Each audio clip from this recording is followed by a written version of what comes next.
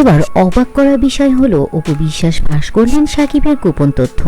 মুহূর্তের ভাইরাল হয়ে গেছে সোশ্যাল মিডিয়ায় সেই গোপন ভিডিওটি। জি হ্যাঁ বন্ধুরা, এবার নাকি সাকিব খানকে নিয়ে বিস্ফোরক মন্তব্য করেছেন অপু বিশ্বাস।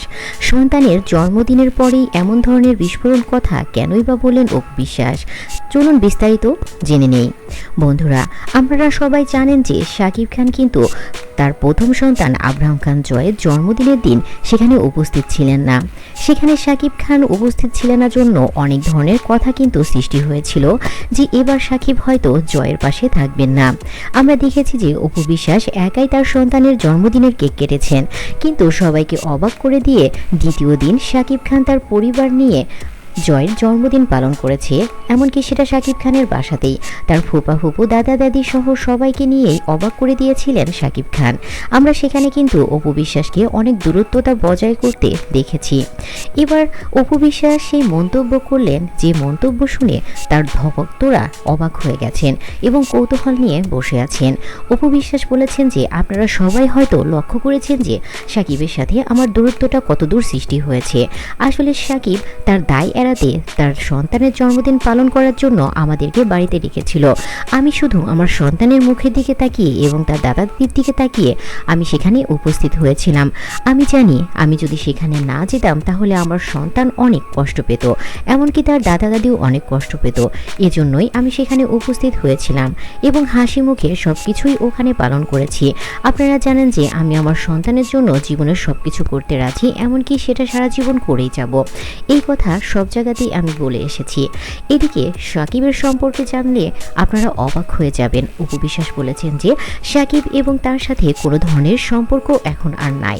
সে যখন বুবলিকে নিয়ে দেশের বাইরে গিয়েছিল তখন তার আগে থেকেই সাকিবের সাথে সম্পর্ক নষ্ট হয়ে গেছে অপু বিশ্বাসের। এখন যেটুকু আছে সেটুকুই শুধু নিছক সন্তানের কারণে। কারণ এখন সাকিব অপুর সন্তান জয় বড় হয়ে গেছে, বুঝতে শিখে গেছে, তার বাবা মা এখন আলাদা হয়ে গেছে। তাই অপু বিশ্বাস এখন আর কোনো কিছু লুকাতে চায় না। অপু বিশ্বাস এখন তার নিজের পথে চলতেছে। সে নিজের জীবন গোছানোর জন্য সামনের দিকে এগিয়ে যাচ্ছে।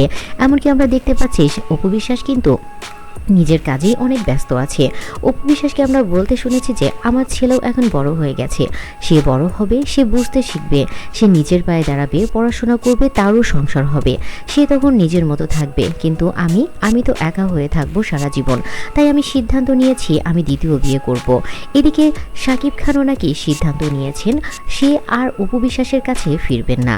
সে বুবলি এবং বীরকে নিয়ে নাকি নতুন করে সংসার করবেন। আর সেটার কিন্তু বহিঃপ্রকাশ সে এবার যুক্তরাষ্ট্রে দেখিয়ে দিয়েছেন। সেখানেই কিন্তু নতুন করে সংসার করছেন সাকিব খান অপু বিশ্বাসকে রেখে, বুবলিকে এবং বীরকে নিয়ে।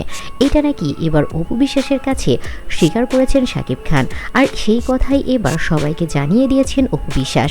অপু বিশ্বাস বলেছেন যে আমার সাথে সাকিবের আর কোনো ধরনের কোনো বাজে মন্তব্য আপনারা করবেন না।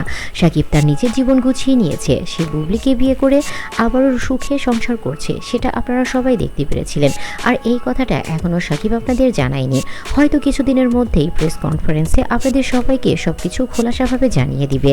আর তার আগেই আমি আপনাদের বলে দিলাম, আর এই কথাগুলো আপনারা সবাই লিখে রাখুন যে আমি আর কখনোই সাকিব বুবলির পেছনে থাকবো না। তারা তাদের জীবন নিয়ে আনন্দে কাটাক, আমি আমার জীবন গোছাতে চাই, আমার সন্তানকে ভালো করে বড় করতে চাই।